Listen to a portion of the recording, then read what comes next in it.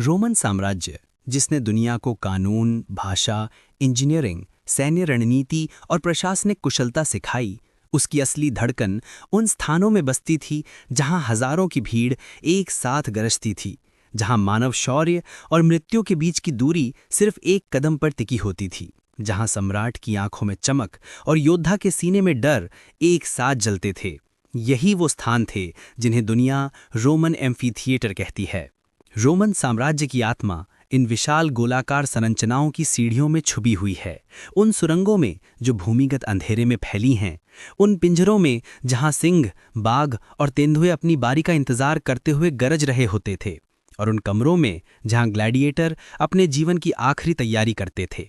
दुनिया में ऐसी कोई संरचना नहीं जिसने इतनी मौत, इतनी भीड़, इतनी राजनीति, इतना उत्सव, इतना खून और इतनी कहानियां एक साथ देखी हों। एम्फीथिएटर सिर्फ पत्थरों के ढेर नहीं थे, ये रोमन जनता की भावनाओं, सम्राटों की महत्वाकांक्षाओं और दुनिया को हैरान कर देने वाली रोम की इंजीनियरिंग प्रतिभा का जीवित प्रमाण थे। इनका हर कोना किसी न किसी कहानी का घर है, कभी किसी बहादुर योद्धा की जिसने अकेले 10 दुश्मनों को हराया, कभी किसी निर्दोष अपराधी की जिसे जनता के सामने फाड़ कर मारा गया, कभी किसी जंगली जानवर की जिसने अपनी आखिरी दहाड़ एरिना में छोड़ी, और कभी किसी सम्राट की जिसने खेलों की घोषणा करके जनता को खुश किया और अपनी लोकप्रियता को आसमान तक पहुंचाया। रोमन एम्फीथिएटर का गोल आकार केवल डिजाइन नहीं था, यह एक प्रतीक था कि रोम अपने आप को ब्रह्मांड का केंद्र मानता था। यहाँ हर आंख केंद्र की ओर देखती थी, जैसे हर नागरिक सम्राट की ओर देखता था। जब भी भीड़ इकट्ठी होती, उनके कदमों की आवाज़ पत्थरों पर इतनी जोर से पड़ती कि मानो धरती भी गूंज उठती। इन संरचनाओं के निर्माण में रोम की इंजीनियरिंग इतनी उन्नत थी कि आधुनिक समय का कोई भी आर्किटेक्ट उनकी तकनीक को देखकर दंग रह जाए। भारी भरकम पत्थरों को तराश कर बिना सीमेंट के जोड़ा जाता था।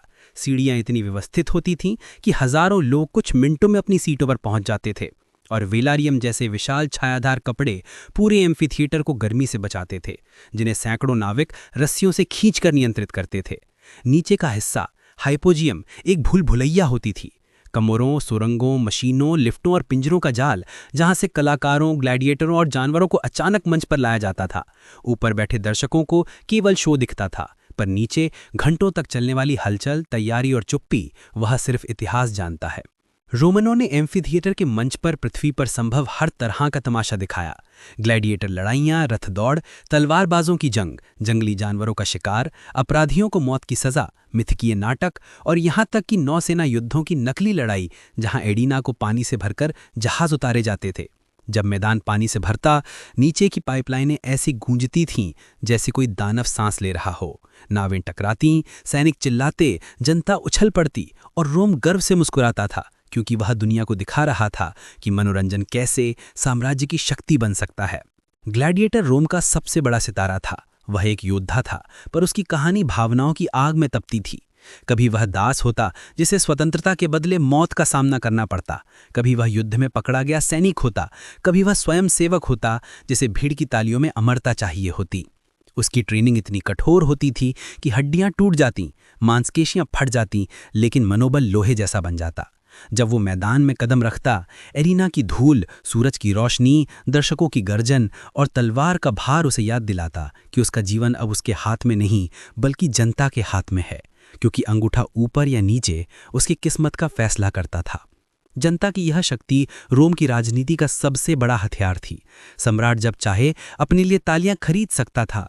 अगर जनता नाखुश हो जाती, टैक्स बढ़ जाते या कोई विद्रोह उठता, तो सम्राट आदेश देता, खेल शुरू करो, और जनता तुरंत भूल जाती कि उसका असली गुस्सा किस पर है।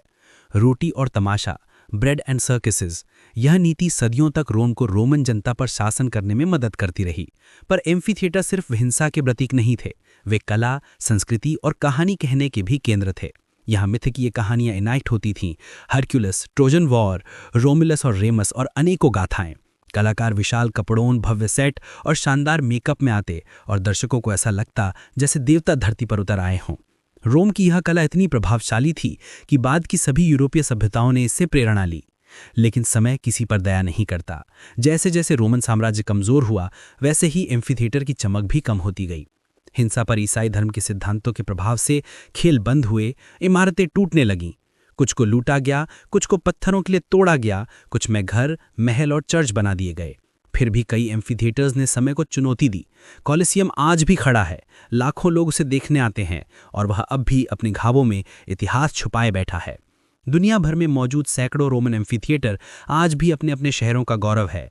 अर्लेस, नीम, आक्वा, वेरोना, पोम्पई और एल्जियम, हर एक की कहानी अलग है। आज जब कोई पर्यटक इन स्थानों पर जाता है और ताली बजाता है तो आवाज़ वैसे ही गूंजती है जैसे हजारों साल पहले, मानो इतिहास फिर से जाग गया हो। रोमन एम्फीथिएटर हमें सिखाते हैं कि वास्तुकला सिर्फ निर्माण नहीं बल्कि सत्ता का प्रदर्शन भी है। मनोरंजन सिर्फ मज़ा नहीं बल्कि जनता को नियंत्रित करने का तरीका भी है। और इतिहास केवल तारीखों का संग्रह नहीं बल्कि मनुष्य की महत्वाकांक्षाओं का दर्पण है। यह वह दुनिया थी जहां मौत मनोरंजन थी पर सम्मान धर्म था, जहां ग्लैडिएटर एक सितारा था पर एक गुलाम भी, जहां जनता शक्तिशाली थी पर धोखे का शिकार भी, और जहां रोम सबसे ऊंचा था लेकिन फिर भी गिर गया। और यही मानव इतिहास की सबसे बड़ी सच्चाई है कि चाहे कोई भी साम्राज्य कितना भी महान क्यों ना हो, समय उससे महान होता है। पर रोमन एम्फीथिएटर समय से नहीं हारे। वे आज भी खड़े हैं, टूटे हुए लेकिन अमर, खामोश लेकिन गूंजते हुए, खाली लेकिन भावनाओं से भरे हुए। और यही उन्हें इतिहास की सबसे महान रचनाओं में से एक बनाता है, क्योंकि जो चीज़ मरकर भी जीवित रहे वही सच में महान होती है।